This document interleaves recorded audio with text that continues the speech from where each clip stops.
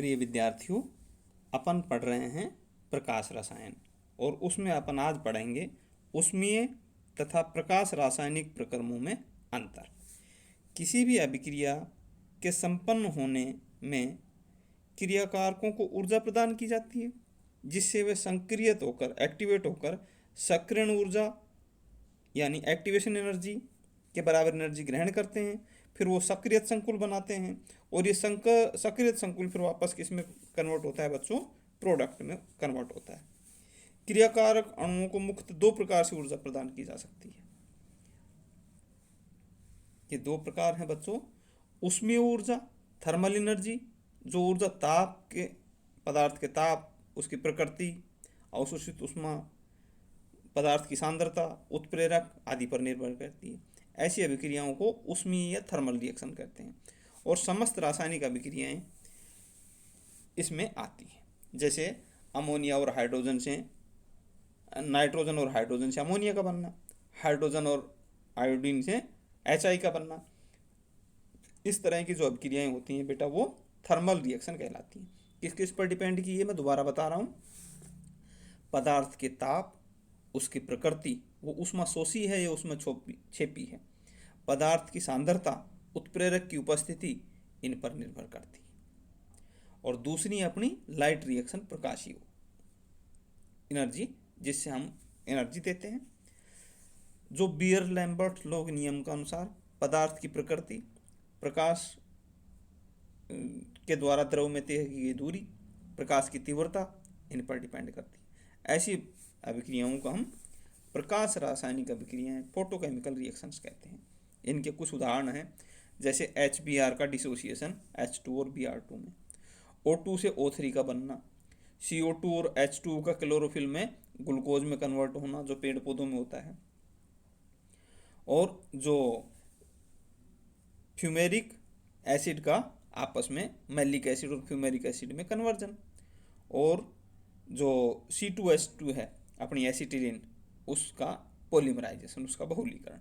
इस तरह की जो अभिक्रियाएं हैं वो आती हैं लाइट रिएक्शंस में। अब अपन इनकी तुलना कर लेते हैं। तुलना में हम देखेंगे कि जो ऊष्मीय अभिक्रियाएं हैं ये सामान्य ऊष्मीय अभिक्रियाओं में अणुओं की टक्करों या कोलिजन से मुक्त हुई ऊर्जा से अणु सक्रियत होते हैं। देखो बेटा, इसके अंदर हम क्या मानते हैं कि हर एक अणु के पास अलग अलग ऊर्जा होती है। वो आपस में टकराएंगे, उसकी टक्कर से एनर्जी आपस में एक्सचेंज होगी, उस एक्सचेंज होने से एक्टिवेटेड कॉम्प्लेक्स बनेगा। वो एक्टिवेटेड कॉम्प्लेक्स फिर किस में कन्वर्ट होगा? प्रोडक्ट में कन्वर्ट होगा। तो जिसके पास एक्टिवेटेड कॉम्प्लेक्स बनाने की एनर्जी होगी वही बना पाएगा, जिसे अपन थ्रेशोल्ड एनर्जी भी कहते हैं, कि उसके बराबर ऊर्जा होगी वो तो रिएक्शन करके एक्टिवेटेड कॉम्प्लेक्स बना देगा और प्रोडक्ट बन जाएगा। लेकिन उससे कम अगर ऊर्जा किसी के पास है तो एक्टिवेटेड कॉम्प्लेक्स ही नहीं बना पाएगा और प्रोडक्ट भी नहीं बन पाएगा। जबकि प्रकाश रासायनिक अभिक्रियाओं में दृश्य अथवा पराबैंगनी फोटोनों के अवशोषण से क्रियाकारी अणुओं का सक्रियण होता है। दूसरा है, समस्त सामान्य अभिक्रियाओं के संपन्न होने में मुक्त ऊर्जा का मान कम होता है और इनके अंदर प्रकाश रासायनिक अभिक्रियाओं में फोटोन की कुछ ऊर्जा उत्पादों की कुल ऊर्जा में जुड़ जाती है, जिससे मुक्त ऊर्जा के मान में वृद्धि हो जाती है। यद्यपि प्रकाश का स्रोत हट जाने पर मुक्त ऊर्जा का मान धीरे धीरे वापस कम हो जाता है और तंत्र वापस अपनी मूल अवस्था में आ जाता है। थर्ड है, ऊष्मीय सक्रियण वर्णात्मक सेलेक्टिव नहीं होता। ऊष्मीय ऊर्जा पाकर समस्त अणु उत्तेजित अवस्था में जाते हैं। बेटा, अपन किसी को थर्मल एनर्जी देंगे ना, अपन ऐसा नहीं है कि किसी का टेम्परेचर बढ़ा रहे हैं तो किसी पर्टिकुलर अणु का टेम्परेचर तो बढ़ेगा और बाकी का नहीं बढ़ेगा। वो तो सबको होमोजीनियसली सममांगी रूप से ऊर्जा दी जाएगी और सममांगी रूप से ही उनके द्वारा ऊर्जा ग्रहण की जाएगी। सेलेक्टिव नहीं होता है, सबके साथ एक रूपता रहती है इसके अंदर। जबकि प्रकाश रासायनिक अभिक्रियाएं वर्णात्मक यानी सेलेक्टिव होती हैं। कुछ विशिष्ट अणुओं द्वारा ही फोटोनों का अवशोषण होगा, अतः वे अणु सक्रियत या उत्तेजित होंगे, बाकी पर इस पर इफेक्ट नहीं आएगा। चौथा है, ऊष्मीय ऊर्जा से अधिक संख्या में अणुओं के उत्तेजित हो जाने से तंत्र का ताप बहुत बढ़ जाता है। पर जैसे जैसे आप हीट देते जाओगे उसका टेम्परेचर रेज होता जाएगा।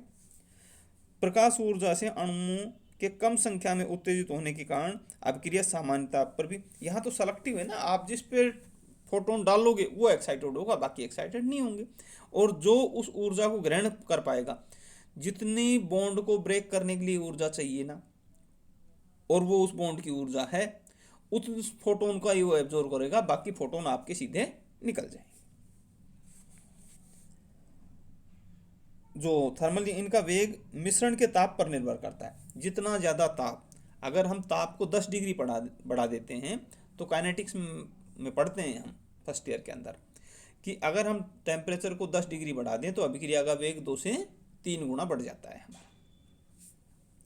क्योंकि ताप बढ़ाने से गतिज ऊर्जा बढ़ेगी, गतिज ऊर्जा बढ़ने से टक्करें बढ़ेंगी, टक्कर बढ़ने से एनर्जी एक्सचेंज बढ़ेगा, एनर्जी एक्सचेंज बढ़ने से जो सक्रिय संकुल है वो ज़्यादा बढ़ेंगे, सक्रिय संकुल ज़्यादा बढ़ेंगे तो प्रोडक्ट ज़्यादा बढ़ेगा। इन और जो अपनी प्रकाशीय अभिक्रिया, इनका वेग अभिक्रिया के मिश्रण के ताप पर निर्भर नहीं करता, वर्ण प्रकाश की तीव्रता पर निर्भर करता है। जितनी ज़्यादा इंटेंसिटी का आप लाइट डालोगे उतनी तीव्र अभिक्रिया होगी, जितना लो इंटेंसिटी का डालोगे उतनी अभिक्रिया धीमी होगी बच्चों।